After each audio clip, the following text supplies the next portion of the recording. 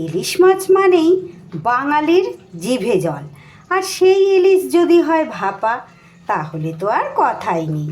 নমস্কার বন্ধুরা, রূপার সিম্পল অ্যান্ড ডেলি লাইফে আপনাদের সবাইকে অনেক অনেক স্বাগত। প্রতিদিনের মতো আজও আমি নতুন স্বাদের নতুন রেসিপির সাথে হাজির হয়ে গেছি। আজকের রেসিপি বাঙালির প্রিয় ইলিশ মাছ ভাপা। খুব সহজেই তৈরি করে নেওয়া যায় এই রেসিপিটি। আপনারা তো সবাই তৈরি করেন জানি, তবে আমি কিভাবে লোভনীয় করে তুলেছি এই রেসিপিটি সেটাই আজ শেয়ার করছি বন্ধুরা। যদি আমার রেসিপি আপনাদের ভালো লাগে, ভিডিওর শেষে একটা লাইক, কমেন্ট, শেয়ার ও সাবস্ক্রাইব করে সকলে আমার পাশে থাকবেন বন্ধুরা।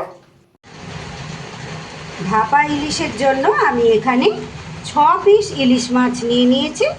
আমি ইলিশ মাছের রিং পিসগুলো নিয়েছি। পিসগুলো একটু, যেহেতু মাছটা ছোট সাইজের ছিল তাই পিসগুলো একটু ছোট সাইজ আছে।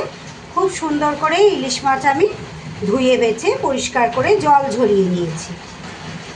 সবার প্রথমে আমি মাছগুলোতে একটু নুন হলুদ মাখিয়ে নেব। প্রথমে নুন দিয়ে দিলাম, তারপরে একটু হলুদ গুঁড়ো দিয়ে ভালো করে নুন আর হলুদ মাখিয়ে নেব। প্রচণ্ড বৃষ্টি হচ্ছে বন্ধুরা, তাই হয়তো আমার একটু ভয়েস দিয়ে রেসিপিটা করতে কিন্তু আমার একটু সমস্যা হচ্ছে। প্লিজ বন্ধুরা আপনারা একটু মানিয়ে নেবেন। সুন্দর করে সব মাছগুলোতে আমি হলুদ মাখিয়ে নিচ্ছি, নুন আর হলুদ। আপনারাও কিন্তু এইভাবে, যে কোনো কাঁচা মাছের রেসিপি তো ইলিশ মাছ বেশি ভালো লাগে, তবে ডিরেক্ট মাছগুলো রেসিপির মধ্যে না দিয়ে একটু 10 মিনিট আগে এরকম নুন আর হলুদটা মাখিয়ে রাখবেন। দেখবেন মাছের স্বাদ কিন্তু খুব ভালো আসে। এভাবে সব মাছগুলোতে আমি নুন আর হলুদ মাখিয়ে নিই। আমি 10 মিনিটের জন্য এটা এইভাবে রেখে দিচ্ছি। মাছটা ম্যারিনেট হতে হতে আমি এখানে মিক্সির বাটিতে একটা মশলা তৈরি করে নেব। নিয়ে নিচ্ছি 1 চামচ পোস্ত, 1 চামচের একটু কম কালো সর্ষে নিচ্ছি, আর 1 চামচের একটু কম সাদা সর্ষে নিচ্ছি। এবার সর্ষে আর পোস্ত শুকনো অবস্থায় একটু গুঁড়ো করে নিচ্ছি। গুঁড়ো করা হয়ে গেলে এইবার আমি এর মধ্যে দিয়ে দিচ্ছি 2টো কাঁচা লঙ্কা, তারই মধ্যে দিয়ে দিচ্ছি একটু জল। এইবার এটা একটা মিহি পেস্ট তৈরি করে নিচ্ছি। মশলা আমার সুন্দর করে পেস্ট করা হয়ে গেছে। এইবার আমি এখানে একটা টিফিন বক্স নিয়ে নিয়েছি। টিফিন বক্সের মধ্যে আমি মশলাটাকে নিয়ে নিচ্ছি। আমার চ্যানেলে নিত্য নতুন রেসিপি পেতে প্লিজ বন্ধুরা আমার চ্যানেলটা সাবস্ক্রাইব করুন। আমার আজকের রেসিপি যদি আপনাদের ভালো লাগে, একটা লাইক আর ছোট্ট একটা কমেন্ট করে জানিয়ে যেতে ভুলবেন না। আপনাদের একটা লাইক আর একটা কমেন্ট অনেক দূর পর্যন্ত আমাকে পৌঁছে নিয়ে যেতে পারে। ভালো করে কাচিয়ে আমি মশলাটা দিয়ে দিলাম এর মধ্যে। এরই সাথে দিয়ে দেব আমি 2 টেবিল চামচ টক দই। টক দইটা ভালো করে আমি ফেটিয়ে নিয়েছি। এই ইলিশ মাছ ভাপার মধ্যে একটু টক দই অবশ্যই অ্যাড করবেন বন্ধুরা, দেখবেন দুর্দান্ত স্বাদ হয়। ইলিশ মাছের ভাপা আপনারা প্রত্যেকেই তৈরি করেন, কিন্তু আমি কিভাবে তৈরি করছি সেটাই আজ আমি শেয়ার করব। এবার এর মধ্যে দিয়ে দিচ্ছি একটু হলুদ গুঁড়ো, দিয়ে দেব একটু নুন, দিয়ে দিচ্ছি 1 টেবিল চামচের মতো সর্ষের তেল। এইবার সব মশলা একটু ভালো করে আমি চামচের সাহায্যে মিশিয়ে নিচ্ছি। সুন্দর করে এইভাবে একটু মিশিয়ে নিলেই কিন্তু হয়ে যাবে।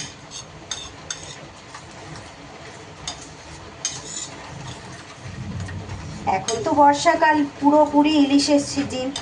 ইলিশ মাছ তো আমাদের বিভিন্ন রকমভাবেই খেতে হয়, তবে ইলিশের ভাপা কিন্তু ইলিশের একদম সেরা রেসিপি। সবাই খুব ভালো লাগে, আমাদের প্রত্যেকেরই ইলিশ মাছ ভাপা খেতে। খুব সুন্দর করে আমার কিন্তু মশলাটা মেশানো হয়ে গেছে। মিক্সির বাটিটা ধুয়ে আমি একটু জল এখানে অ্যাড করে দিচ্ছি। আবারও একটু মিশিয়ে নেব।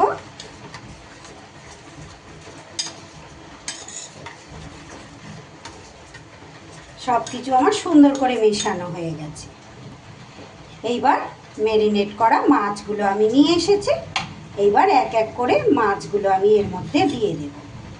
আপনারা কাঁচা ইলিশ মাছের ঝাল বা ইলিশ মাছ বেশিরভাগই আমরা কিন্তু যাই রেসিপি করি কাঁচাই কিন্তু করি।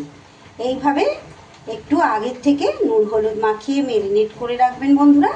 খুব সুন্দর করে কিন্তু মশলাটা বন্ধুরা নুন হলুদটার মানে নুনটা বিশেষত মাছের মধ্যে কিন্তু ঢুকে যাবে। যারা জানেন, যারা এইভাবে করেন তাদের তো আর নতুন করে বলার কিছু নেই, কিন্তু যারা জানেন না বা করেন না এইভাবে দেখবেন করে বন্ধুরা, সত্যি মাছটার স্বাদ কিন্তু পুরোপুরি বদলে যায়, অনেক বেশি ভালো হয় স্বাদটা খেতে। মাছগুলোর গায়ে খুব ভালো করে উল্টে পাল্টে আমি মশলা মাখিয়ে নিলাম। এইবার আমি কয়েকটা চেরা কাঁচা লঙ্কা ওপর থেকে এইভাবে দিয়ে দিচ্ছি।